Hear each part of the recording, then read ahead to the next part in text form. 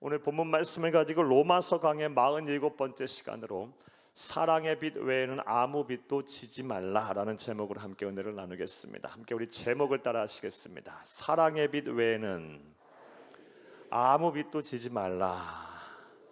한 번 더 따라 하시겠습니다. 사랑의 빛 외에는 아무 빛도 지지 말라. 네, 고맙습니다. 감사드립니다. 우리는 지난 시간부터 로마서 13장의 말씀을 살펴보며 은혜를 나누고 있습니다. 로마서 13장의 핵심 내용은 예수를 그리스도 믿어 구원을 받은 그리스도인들이 사회의 한 일원으로서 세상을 어떻게 살아야 하는지에 대한 말씀입니다. 그리고 우리는 지난 시간에 로마서 13장 1절에서 7절 말씀을 가지고 그 첫 번째 주제에 대해서 살펴보며 은혜를 나눴습니다. 첫 번째 주제는 우리 그리스도인이 어떠한 성경적 원칙 아래 세상 권력, 세상 통치자와 관계를 맺고 정치적 책임과 의무를 다 해야 하는지에 대한 말씀을 들으셨습니다. 이를 간단히 다시 한번 말씀드려 보겠습니다. 첫 번째 원칙은 세상 통치자의 권위를 존중해야 한다라는 것입니다. 왜냐하면 이 세상의 모든 통치자의 권세는 하나님으로부터 나왔기 때문입니다. 하나님께서 주신 것이기 때문입니다. 그러므로 나와 정치적 신념이 다르고 이념이 다르고 뜻이 다르고 생각이 다르다고 해서 함부로 우리는 세상 통치자의 권위를 부정해서는 안 됩니다. 사랑하는 여러분, 바로 알고 바로 믿고 바로 전한 여러분 되기를 간절히 주의 이름으로 축복합니다. 설령 성경과 신앙의 양심에 따라, 그런 이유로 성경과 신앙의 양심에 따라 이 불의한 권력과 또 악법 앞에 저항하고 또 불복종할 때에는 신중을 기해야 합니다. 그리고 그 방법은 항상 비폭력이 되어야 합니다. 할렐루야. 두 번째 원칙은 국가가 정한 법과 질서를 준수해야 한다라는 것입니다. 왜냐하면 우리 그리스도인들은 신앙을 지키면서 이 땅에 하나님의 공의가 강같이 흐르는 사회를 건설해야 할 책임 또한 있기 때문입니다. 그러므로 우리 그리스도인들은 반드시 국가가 정한 법과 질서를 준수해야 합니다. 세 번째 성경의 원칙은 사랑하는 여러분, 국민으로서의 의무를 신성시하고 그 의무를 다 해야 한다라는 것입니다. 사랑하는 여러분, 나라 없이 국가 없이 어떻게 개인의 안녕과 행복을 이야기할 수가 있겠습니까? 그러므로 우리 그리스도인은 국민의 한 사람으로서, 사회의 한 일원으로서 애국을 해야 합니다. 국가를 보존하고 유지하고 번영케 하고 또 수호하기 위해서 국민으로서의 주어진 의무를 신성시하고 그 의무를 다 해야 합니다. 이것이 하나님의 뜻이고 성경이 우리에게 가르치고 있는 진리입니다. 네 번째 성경의 원칙은 나라와 민족과 국가를 위해서, 지도자들을 위해서 기도해야 한다라는 것입니다. 왜냐하면 우리가 아무리 성경의 원칙에 따라 국가를 유지하고 번영케 하며 수호하기 위해 국민으로서의 책임과 의무를 다한다 한들 모든 역사의 주관자이자 한 나라의 흥망성쇠를 주관하고 계시는 하나님이 함께하지 아니하시면 우리의 모든 노력이 허사가 되기 때문입니다. 그러므로 우리 그리스도인들은 반드시 나라와 민족과 국가 지도자들을 위해서 기도해야 합니다. 우리가 기도하면 하나님께서 일하실 것입니다.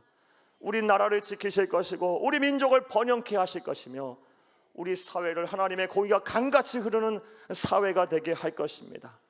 이런 은혜와 복이 우리 민족, 우리 나라, 우리 사회에 충만하기를 간절히 주의 이름으로 축복합니다. 자, 여기까지 지난 시간에 대한 말씀이었어요. 이제 오늘의 강의를 하겠습니다. 사랑하는 여러분, 앞서 서두에 말씀드렸다시피 로마서 13장은 예수를 그리스도 믿어 구원을 받은 그리스도인들이 한 사회의 일원으로서 세상을 어떻게 살아야 하는지에 대한 말씀입니다. 그리고 우리는 역시 말씀드렸다시피 지난 시간에 우리가 어떠한 성경의 원칙 하에 세상 권력, 세상 통치자와 바른 관계를 맺고 정치적 책임과 의무를 다해야 되는지에 대한 말씀을 들었습니다. 자, 그런데 솔직히 말씀드려서 또 우리가 다 인정하다시피 이러한 원칙을 지키며 우리가 세상 통치 권력과 바른 관계를 맺고 또 정치적 책임을 다하는 것이 정말 쉽지가 않습니다. 실제로 저는 교회 안팎의 많은 그리스도인들을 만나보면 나와 뜻이 다르고 나와 신념이 다르고 나와 생각이 다르다고 해서 이 세상의 통치자의 권위를 존중하지 아니하는 수많은 그리스도인들을 보았습니다. 사랑하는 여러분, 여러분들은 어떠십니까? 그런데 로마서가 처음 쓰여질 당시 로마서의 최초 수신자들인 1세기 로마 교회 성도들은 우리보다 더 그래야 했을 거라 생각이 돼요. 왜냐하면 오늘날과는 비교도 할 수 없을 정도로 그들의 정치적 상황, 사회적 상황은 좋지 않았기 때문입니다. 즉 그들은 예수를 믿는다는 이유만으로 십자가에 매달려 죽고, 예수를 믿는다는 이유만으로 검투장에 건 선사의 경기장에 끌려가서 검사의 칼에 맞아 죽고 맹수에 물려 죽고요, 예수를 믿는다는 이유만으로 교수형을 당해 죽고, 예수를 믿는다는 이유만으로 재산이 몰수가 되고, 예수를 믿는다는 이유만으로 사회에서 매장되는 그런 사회적 분위기 속에서 살았기 때문입니다. 그리고 그것을 주도한 통치자가 누굽니까? 로마 제국의 역사상 가장 악랄하고 폭군이라고 소문났던 네로 황제였어요. 그런 불의한 권력과 그리고 통치자 앞에서 성령의 사람 사도 바울이 권면한 권면의 내용, 세상 권위, 통치자의 권위를 존중해야 한다, 국가가 정한 법과 질서를 준수해야 한다, 국민으로서의 의무를 다해야 된다, 국가와 나라와 민족을 위해서 또 국가 지도자를 위해서 기도해야 한다는 말이 쉽게 들어왔었겠어요? 귀에요. 순종할 수 있겠었겠습니까? 참 쉽지가 않았을 거예요. 자, 그런데 오늘 본문 말씀을 보게 되면 하나님께서는 우리 그리스도인들을 향해서, 초대교회 성도들을 향해서, 우리 그리스도인들을 향해서 놀라운 말씀을 또 선포하고 계십니다. 설령 우리 그리스도인들이 그러한 상황을 당한다 할지라도 세상 사람들과 구별된, 감히 범접할 수 없는 존엄한 행동을 해야 한다라고 우리에게 요구하고 계십니다. 자, 그렇다면 그 행동이 무엇일까요? 바로 사랑하라라는 겁니다. 사랑하라고 우리에게 말씀을 하고 계세요. 오늘 본문 8절을 함께 읽겠습니다. 피차 사랑의 빛 외에는 아무에게든지 아무 빛도 지지 말라. 남을 사랑하는 자는 율법을 다 이루었느니라. 피차 사랑의 빛 외에는 아무에게든지 아무 빛도 짓지 말라. 사랑하는 여러분, 이 말씀 선뜻 이해도 안 될 수도 있어요. 이 말씀의 진정한 의미가 무엇일까요? 피차 사랑의 빛 외에는 아무에게도 빛을 지지 말라. 이 말씀을 온전히 이해하려면 이 성경의 또 다른 번역본인 공동번역 성경을 보면 잘 이해가 돼요. 공동번역으로 번역된 이 8절을 다시 한번 읽어보겠습니다. 읽겠습니다. 남에게 해야 할 의무를 다 하십시오. 그러나 아무리 해도 다 할 수 없는 의무가 한 가지가 있습니다. 그것은 사랑의 의무입니다. 남을 사랑하는 사람은 이미 율법을 완성했습니다. 피차 다른 사람의 사랑의 빛 외에는 아무에게도 믿어지지 말라. 이 말씀은요, 사랑이라는 의무를 다 하라는 겁니다. 그리고 이 사랑이라는 의무는 끝이 없다는 거예요. 다함이 없다라는 거예요. 우리 그리스도인이 사는 날까지, 하나님의 나라 가는 그날까지 우리는 이 사랑의 의무를 다 해야 할 줄로 믿습니다. 아무리 해도 끝이 없는 의무가 바로 사랑의 의무, 우리 그리스도인의 의무예요. 그러므로 우리는 이 말씀에 따라 우리는 사랑의 의무를 다 해야 돼요. 심지어 나를 핍박하고 나를 박해하고 나를 못살게 굴고 나에게 큰 상처를 주고 나를 따돌리고 나를 아프게 하는 사람들에게조차 우리는 사랑해야 합니다. 사랑의 의무를 다 해야 합니다. 이렇게 사는 것이 바로 그리스도인의 삶이고 우리 구주 예수 그리스도의 제자로서 사는 것입니다. 이것을 온전히 믿고 행하는 저와 여러분 되기를 다시 한번 간절히 주의 이름으로 축복합니다. 그리고 이것은 우리 주 예수 그리스도께서 이 세상에 계시는 동안 하신 말씀을 통해서 우리가 또 확인할 수가 있습니다. 요한복음 13장 34절에 35절 함께 보겠습니다. 새 계명을 너희에게 주노니 서로 사랑하라. 내가 너희를 사랑한 것 같이 너희도 서로 사랑하라. 너희가 서로 사랑하면 이로써 모든 사람이 너희가 내 제자인 줄 알리라. 아멘. 새 계명을 너희에게 주노니, 구약을 닫으시고 신약을 열으시는 우리 주 예수님께서 새로운 약속의 말씀, 언약의 말씀, 계명을 주셨어요. 그것이 무엇입니까? 서로 사랑하라, 사랑하라. 사랑해야 비로소 너희가 내 제자인 줄 알리라. 너희가 진정한 그리스도인이 되기를 원하냐? 자타공인 그렇게 되기 원하냐? 무엇보다 하나님으로부터 인정받는 참된 그리스도인이 되기 원하냐? 제자가 되기 원하냐? 그러면 서로 사랑하라라는 말씀이에요. 설령 큰 손해를 보고 내 마음에 큰 아픔과 상처를 받고 또 오랫동안 참고 견디는 한이 있더라도 사랑하라, 사랑하라, 사랑하라. 이것이 저와 여러분에게 오늘 주신 하나님의 음성을 믿으시기를 간절히 주의 이름으로 축복합니다. 자, 그렇다면 좀 더 구체적으로 생각을 해보겠습니다. 사랑하는 여러분, 우리 그리스도인이 때로는 큰 손해를 감수하고 또 참고 견디면서 사랑해야 할 근본적인 이유가 무엇일까요? 오늘 본문에서 우리에겐 어떠한 답을 주고 있을까요? 자, 이제부터 따라하시겠습니다. 첫째로, 사랑하면 율법을 완성하는 것이기 때문입니다. 우리 그리스도인들이 때로는 큰 손해를 보면서도 참고 견디면서 사랑이라는 의무를 끝까지 다해야 하는 이유, 우리의 삶이 다하는 날까지 이 다함이 없는 의무인 사랑을 해야 하는 이유는 사랑하면 하나님의 뜻, 하나님의 소원, 하나님이 주신 계명인 이 율법을 다 완성하는 것이기 때문입니다. 오늘 본문 8절에서 10절을 함께 보겠습니다. 피차 사랑의 빛 외에는 아무에게든지 아무 빛도 지지 말라. 남을 사랑하는 자는 율법을 다 이루었느니라.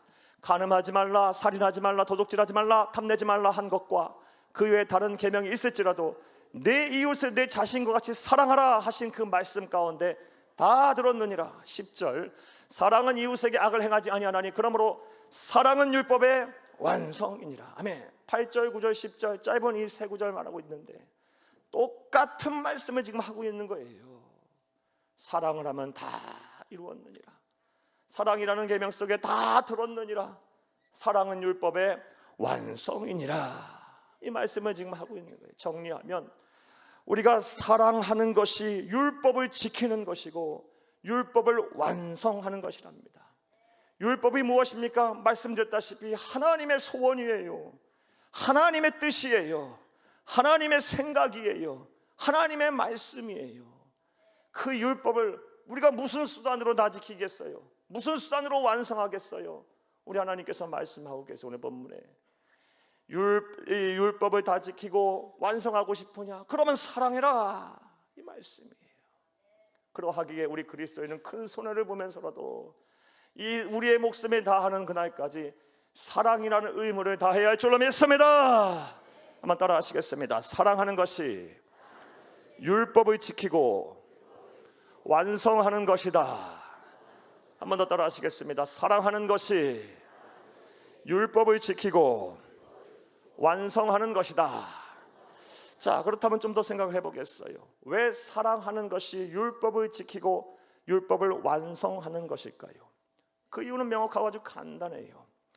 왜냐하면 사랑하는 여러분, 신구약 66권 가운데 수많은 율법과 계명을 요약을 하면 하나님 사랑, 이웃 사랑으로 요약을 할 수 있기 때문이에요.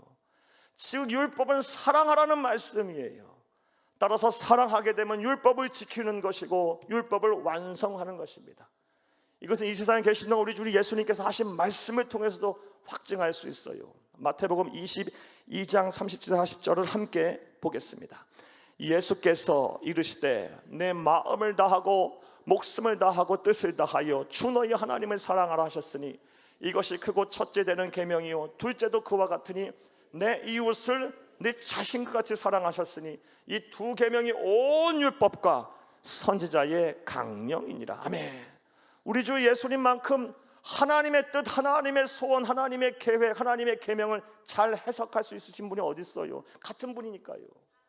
그분이 해석하기를 온 율법과 선지자의 강령, 하나님의 말씀을 요약하면 하나님 사랑, 이웃 사랑이다, 사랑하라라는 말씀이다라고 정리하고 요약을 하셨어요. 따라서 우리가 사랑하면요 율법을 지키는 것이고 율법을 완성하는 것임을 믿으시기를 다시 한번 간절히 주의 이름으로 축복합니다. 그리고 오늘 본문에 보게 되면 성령의 사람인 사도 바울은 이것을 더 확증하기 위해 논증하기 위해서, 사랑하는 여러분, 계명 중에 계명, 율법 중에 율법인 10계명 중에서 6번째, 7번째, 8번째, 10번째 계명을 예로 들어 논증하고 있습니다. 오늘 보면 9절을 함께 보겠습니다.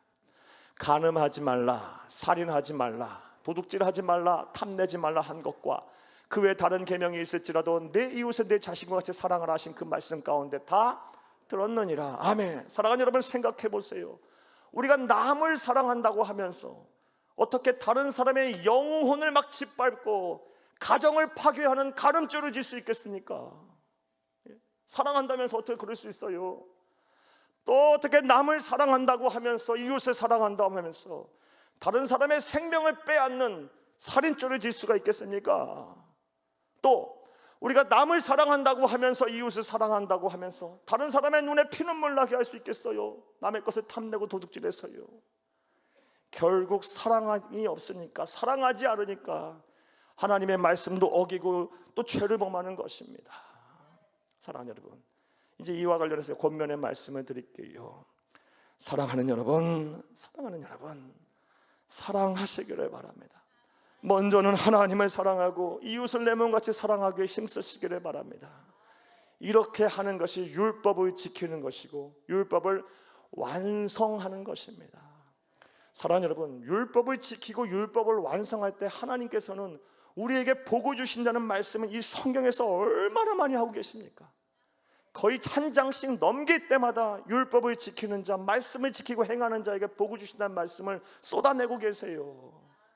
한 번만 말씀하셔도 지켜질 텐데 매장마다 나와요. 매장마다요. 여러분, 사랑하는 여러분, 그러므로 우리가 사랑하게 되면, 그래서 우리의 율법을 지키게 되고 하나님이 주신 율법을 지키게 되고 율법을 완성하게 되면 반드시 복을 받게 될 거예요. 사랑은 축복의 비결이에요. 우리가 이 세상에 사는 동안 잘 되고 형통케 되는 비결입니다. 그리스도인이 사는 법입니다. 이렇게 살기를 간절히 주의 이름으로 축복합니다.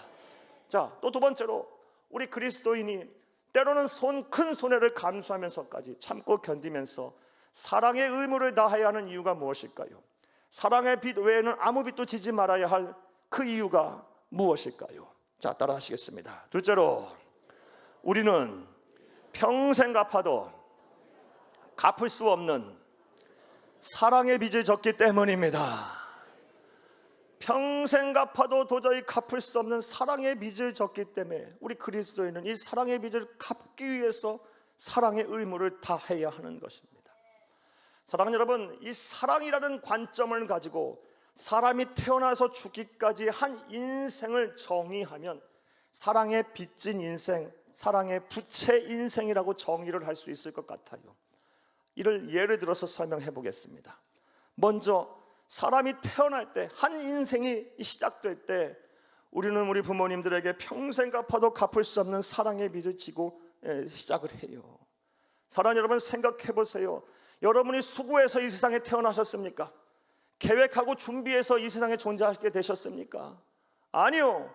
우리 부모님들이 해산의 수고, 해산의 고통을 통해서 우리를 낳아주셨기 때문에 우리가 존재하는 거예요. 또 이 나이 때까지 자립하며 살 수 있게 된 것도 그냥 태어나서부터 바로 된 겁니까? 아니죠. 부모님들이 깊은 애정과 관심과 사랑과 헌신을 가지고 우리를 키워주셨기에 우리가 이 나이 때까지 자립하며 독립하며 살 수 있게 된 거예요. 사람은 시작을 하는 순간부터 부모님에게 평생 갚아도 갚을 수 없는 사랑의 빚을 지고 있어요. 또 우리는 이 세상 사는 동안 우리가 속한 국가에도 큰 사랑의 빚을 지고 있어요. 앞서 말씀드린 것이피 사랑하는 여러분, 아무리 이 세상이 마음에 들지 아니하고 사회 돌아가는 꼴이 마음에 들지 않고 국가 지도자와 정치인들이 한심해 보여도 대한민국이라는 울타리가 없다면 우리가 어떻게 우리의 개인의 안녕과 행복을 얘기할 수 있겠습니까? 사랑하는 여러분, 우리는 국가에도 큰 사랑의 빚을 지고 있는 거예요. 이와 관련해서 얼마 전에 2명의 이 소방관들이 꽃다운 나이에 순직을 했어요. 여러분 들으셨죠? 뉴스 통해서 들으셨을 거예요. 이 화재 속에서 이 인명을 구조하다가요, 아주 젊은 이 두 소방관이 순직을 했어요. 그걸 보면서 참 마음이 아프더라고요. 설교를 준비하면서 같이 생각을 하는 가운데 이런 생각이 들었어요. 우리 사회가, 우리 그리스도인들이, 우리가 보이지 않는 곳에서 우리의 행복과 우리의 안녕을 지키기 위해서 참 수고하는 사람들이 많구나라는 생각이 들었어요. 그리고 우리는 그들에게 큰 사랑에 빚어지고 있구나. 예를 들면 소방관, 경찰관, 군인들 많겠죠. 더 우리가 모르는 사이에 우리를 지키고 우리의 행복을 수호하기 위해서 노력하는 많은 사람들이 있어요. 사랑하는 여러분, 당연한 것은 하나도 없어요. 그저 되는 것은 없어요. 누군가의 사랑과 헌신이 있었기 때문에 우리가 이 나이 때까지 우리가 이렇게 살 수 있는 거예요. 우리는 큰 사랑의 빚을 나라 국가에도 지고 있어요. 또 오늘날 우리가 세상에 이만큼 살기까지에는 수많은 사람들의 사랑의 빚이 있었어요. 사랑이 있었어요. 수많은 스승들이 있었고 친구와 이웃의 도움이 있었고요. 우리 목사님, 전사님들, 또 우리 교우들의 기도와 가르침과 헌신과 사랑이 있었어요. 그래 하기에 패역하고 음란하고 죄가 많은 세상에 우리가 믿음을 지키고 구원받은 하나님의 자녀로서 이 날일 때까지 우리가 살고 있는 거예요. 사랑의 빚을 우리 많이 진 사람들이에요. 심지어 우리가 죽어서까지 우리는 사랑의 빚을 져요. 여러분, 장례식장 한번 생각해 보세요. 우리가 죽은 후에 누가 시키지도 않아도 수많은 우리 사람들이 모일 거예요. 가족들이 원근각처에서 모여서 깊은 애도를 하며 장례식을 할 거예요. 사랑해요. 우리 죽어서도 우리는 사랑의 빚을 지고 있어요. 한 사람의 인생은 사랑의 부채 인생이에요. 사랑하는 여러분, 따라서 만약 나는 누구에게도 사랑의 빚을 지지 않았다라고 말하는 사람들은요, 아주 교만한 사람들이에요. 그리고 무정한 사람들이고 우매한 사람들이에요. 우리는 다 사랑의 빚을 지고 있어요. 갚아도 갚을 수 없는 사랑의 빚을 짓고 있어요. 우리가 우리의 양심, 이 양심이 살아있다면 이거 부정할 수 없을 거예요. 자, 그런데 절대 진리인 성경을 보게 되면 우리 그리스도인들은 이러한 빚 말고도 아주 더 큰 빚을 누군가에게 지고 있다고 우리에게 말하고 있어요. 누굽니까? 하나님 아버지에게 우리 그리스도인은 큰 사랑의 빚을 지고 있어요. 이를 좀 더 구체적으로 설명해 보겠어요. 사랑하는 여러분, 우리 로마서 관점으로 한번 설명해 보겠어요. 로마서 우리가 지난까지의 우리의 말씀을 돌이켜 생각을 해보면 로마서 속에서 우리는 어떤 존재였다라고 말하고 있습니까? 원래 본질상 진노의 자식이었다고 말하고 있어요. 하나님과 원수된 자, 우리 스스로의 죄의 문제를 해결할 수 없어 영원한 사망에 이를 수밖에 없는 존재들이었어요. 그런데 그러한 사실을 알기도 전에, 깨닫기도 전에 하나님께서는 우리를 사랑하셔서 우리를 구원하시려고 그의 사랑하는 아들 독생자 예수 그리스도를 보내서 나를 대신하여 죽게 하셨어요. 그리고 자기의 사랑을 나타내 보이셨어요.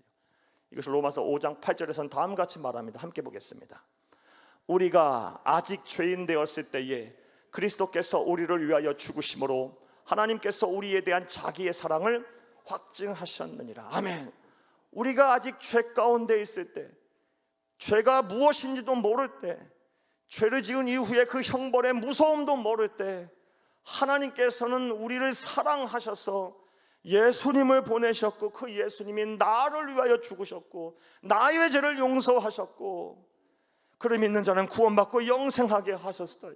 그리고 그것을 통해서 하나님이 얼마나 우리를 사랑하시는지를 증명하셨답니다. 사랑하는 여러분, 이것이 얼마나 크고 위대한 사랑입니까? 저와 여러분이 도대체 누구이고 무엇이길래 창조주 하나님이 나를 위해 죽습니까? 세상 우주 만물을 창조하시고 주관하시고 소유하신 분이 도대체 내가 무엇이고 우리가 무엇이길래, 여러분이 누구이길래 저와 여러분을 위해 죽겠습니까? 하나님의 사랑 아니면 설명이 안 되는 거예요. 우리는 하나님 아버지에게 큰 사랑의 빚을 지고 있어요. 이건 평생 갚아도 갚을 수 있는 빚이 아니에요. 도저히 탕감할 수 없는 빚이에요. 그러므로 우리는 피차 사랑의 빚 외에는 아무에게도 빚을 지지 말아야 돼요. 다시 말해 우리의 삶이 다하는 그날까지 사랑의 의무를 다해야 합니다. 사랑의 의무는 다함이 없습니다. 끝이 없어요. 이와 관련해 다음 같은 권면의 말씀을 드릴게요.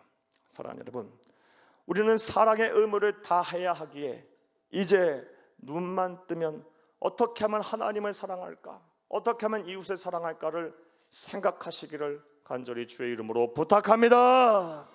그리고 눈만 감으면 내가 사랑하지 못했던 사람들이 아른거려야 돼요. 밤낮 주야로 하나님 사랑, 이웃 사랑에 대한 마음이 내 안에 자라나고 있어야 할 줄로 믿습니다. 설령 나의 마음을 힘들게 하고 어렵게 하는 사람들이 있다면 내가 더 사랑하지 못하고, 내가 더 품어주지 못하고, 내가 더 이해하지 못하고, 내가 더 관용을 베푸지 못해서 그랬다 생각하고 그 사람들을 더 사랑하기 위해 노력하시기를 바라요. 이렇게 사는 사람이 그리스도인이에요. 저와 여러분이 이렇게 살아야 합니다. 그렇게 살 때 비로소 우리는 사랑의 빚을 갚는 것임을 믿으시기를 간절히 주의 이름으로 축복합니다. 자, 이제 말씀 맺겠습니다. 사랑하는 여러분, 오늘은 이 예수님의 12제자 중에서 순교의 피를 흘리지 아니하고 90세의 하나님의 부르심을 받아 천국에 간 사도 요한 스님의 마지막에 대해서 여러분의 말씀을 드리며 말씀을 맺겠습니다. 신뢰할 만한 초대교회 전승을 보게 되면 주후 95년에 이 로마 제국의 11번째 황제였던 도미티아누스가 아주 무섭게 기독교를 박해합니다. 그때 이 사도 요한 스님께서도 에베소 교회에서 머물다가 체포가 되셔서 지중해의 한 외딴 섬인 반모섬으로 유배를 가셔요. 그것으로 강제 노역에 시달리다 결국 죽을 운명이었는데 주후 96년 9월 18일 날, 역사에 다 기록된 사실이에요. 이 도미티아누스 황제의 근위대장 2명과 황후가 모의를 해서 도미티아누스를 암살해요. 그리고 이후 등극한 황제인 네르바라는 황제가 사도 요한을 사면합니다.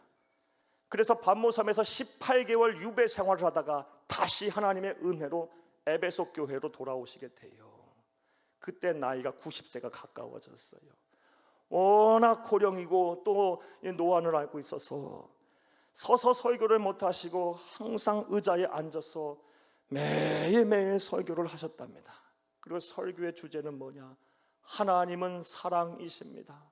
서로 사랑하셔야 합니다. 서로 사랑하셔야 합니다. 사랑이 교회의 기초고 사랑해야 죄를 범하지 않습니다. 사랑하셔야 합니다라는 말씀을 하여 수많은 사람들의 감화 감동을 주었대요. 마지막 모습도 전해지고 있어요. 90세가 됐을 때 하얀 흰 옷을 마지막으로 입으시고 앉으셔서 누우셔서 하나님께서 우리 성도들에게 마지막 가르치라고 분부한 말씀은 서로 사랑하라는 말씀입니다. 서로 사랑하십시오라는 말씀과 함께 예수님의 부름을 받고 우리 예수님의 품에 안기셨다고 해요. 이렇듯 기독교의 핵심 덕목은 사랑이에요. 이거보다 더 큰 계명은 없어요. 고린도전서 13장 13절의 말씀에도 믿음, 소망, 사랑, 이것은 항상 있을 것인데 그 중에 제일은 사랑이라 라고 말하고 있어요. 사랑하는 것이, 하나님을 사랑하고 이웃을 사랑하는 것이 율법을 지키는 것이고 율법을 완성하는 것입니다. 우리가 무슨 수단으로 율법을 지키고 우리가 무슨 정의를 가지고 율법을 완성하겠어요? 하나님 말씀하시고 우리 주 예수님께서 재해석해 주신 대로 사랑하면 율법을 지키는 것이고 율법을 완성하는 거예요. 그리고 이렇게 하는 것이 평생 갚아도 갚을 수 없는 사랑의 빚을 갚는 참된 그리스도인의 모습이에요. 여러분, 빚을 졌으면 어떻게 해야 합니까? 갚아야죠. 안 갚는 사람은 배은망덕한 사람이고요, 무법자예요. 무법자. 사랑하는 여러분, 저와 여러분이 사랑의 빚을 졌어요. 무엇보다 우리 주 예수 그리스도에게 빚을 졌어요.